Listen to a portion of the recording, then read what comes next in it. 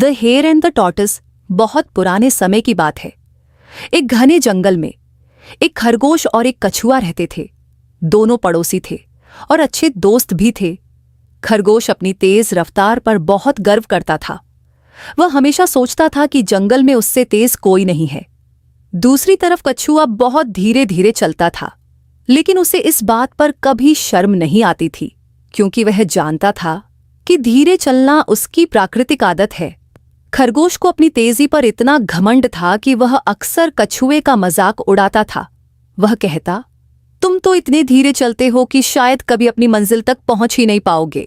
कछुआ उसकी बात सुनकर बस मुस्कुरा देता और कुछ नहीं कहता। वह जानता था कि बेकार की बातों पर ध्यान देना ठीक नहीं है, लेकिन हर चीज की एक सीमा होती है। एक दिन कछुआ खरगोश की बातों से तंग आ गया। उसने शांत आवाज में कहा, अगर तुम्हें अपनी तेजी पर इतना घमंड है तो क्यों ना हम दोनों एक दौड़ लगा लें। यह सुनकर खरगोश जोर जोर से हंसने लगा। वह बोला, तुम और मुझसे दौड़ लगाओगे? ये तो बहुत मजेदार होगा। लेकिन कछुआ अपने फैसले पर अडिग रहा। आखिरकार दोनों ने दौड़ के लिए एक जगह और समय तय कर लिया। अगले दिन जंगल के कई जानवर दौड़ देखने के लिए इकट्ठा हो गए। जैसे ही दौड़ शुरू हुई, खरगोश बहुत तेजी से दौड़ा और कुछ ही समय में कछुआ उससे बहुत पीछे रह गया।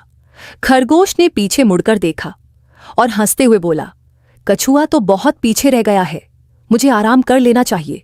यह सोचकर वह एक बड़े पेड़ की छाया में लेट गया। ठंडी हवा चल रही थी, पक्षी चहचहा रहे थे और मौसम बहुत सुहावना था। थोड़ी ही देर में खरगोश को नींद आ गई और वह गहरी नींद में सो गया।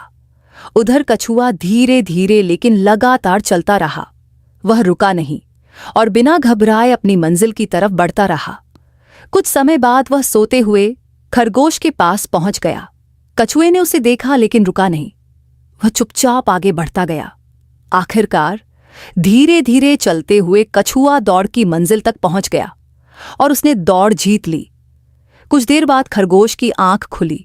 उसे अचानक दौड़ याद आई और वह बहुत तेजी से मंजिल की ओर दौड़ा। लेकिन जब वह वहां पहुंचा तो उसने देखा कि कछुआ पहले ही वहां खड़ा है और सभी जानवर उसकी जीत पर खुश हो रहे हैं। ये देखकर खरगोश को बहुत शर्म आई। उस दिन के बाद उसने कभी भी कछुए का मजाक नहीं उड़ाया। सीख धीरे और लगातार मेहनत करने वाला इंसान अंत में जीत जाता है।